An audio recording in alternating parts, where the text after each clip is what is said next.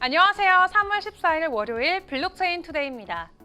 암호화폐 시장이 투기가 아닌 투자처로 변하고 있습니다.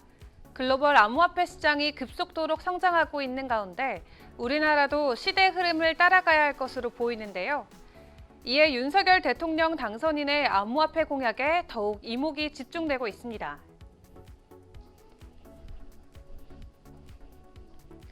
오늘 블록체인 업계 주요 소식입니다. 암호화폐 거래소를 벤처기업으로 지정해 육성하는 방안이 추진될 예정입니다. 국민의힘 ICT 정책추진본부장 및 암호화폐 특위위원을 맡은 조명희 의원은 블록체인 기반 암호화 자산 매매 및 중개업인 암호화폐 거래소를 벤처기업으로 지정하도록 인수위원회에서 논의할 것이라고 예고했습니다.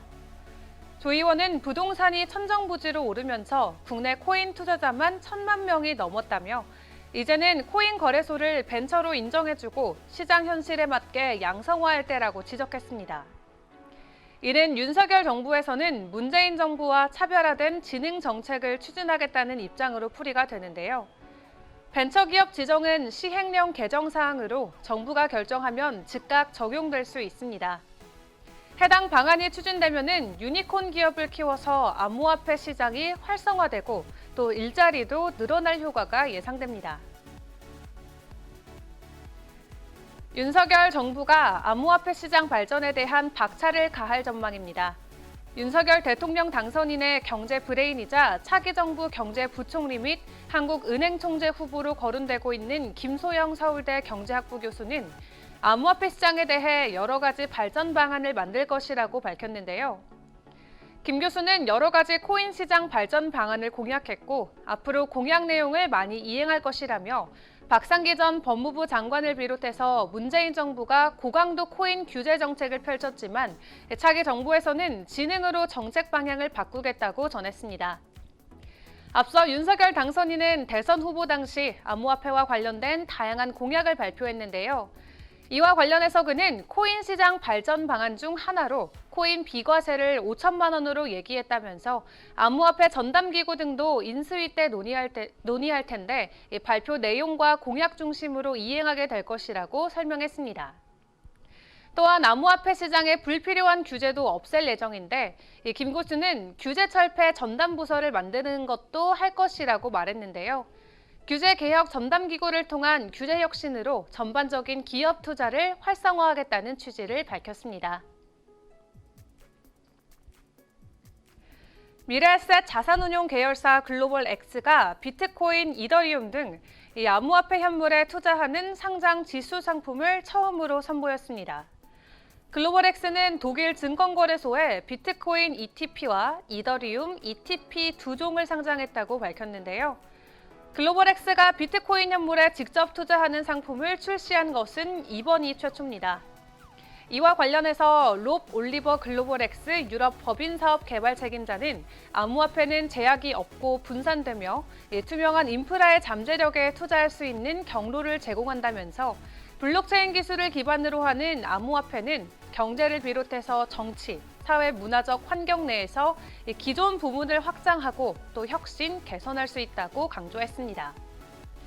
이처럼 미국에서 비트코인 현물에 투자하는 상품 승인이 지연되면서 글로벌 운영사들이 유럽 시장으로 눈을 돌리고 있는 모습입니다.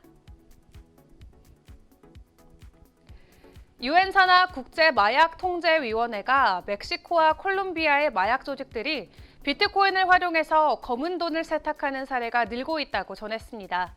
INCB는 연례 보고서를 통해 특히 멕시코의 거대 마약 조직인 할리스코 신세대 카르텔과 시날로아 카르텔이 비트코인을 부쩍 많이 활용하고 있다고 지적했는데요.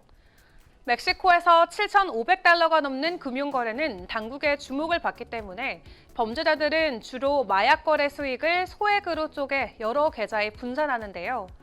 이들은 계좌를 통해 인터넷으로 소량의 비트코인을 반복적으로 사들여서 자금 출처를 확인할 수 없게 하고 또 전 세계 파트너들에 대한 지불 수단으로 비트코인을 사용한다고 합니다. 또한 INCB는 멕시코와 콜롬비아 범죄 조직이 익명성과 거래의 신속성 때문에 암호화폐 사용을 늘리고 있다고 전했는데요. 전자상거래 사이트나 다크웹을 통해서 이 펜타닐 같은 합성 마약 판매가 늘고 있다며 사이버 공간과 암호화폐가 범죄 조직들의 새로운 지평이 됐다고 설명했습니다. 비트코인 초창기인 사토시 나카모토가 활동하던 시대의 지갑이 11년 만에 갑자기 활성화돼 주목받고 있습니다.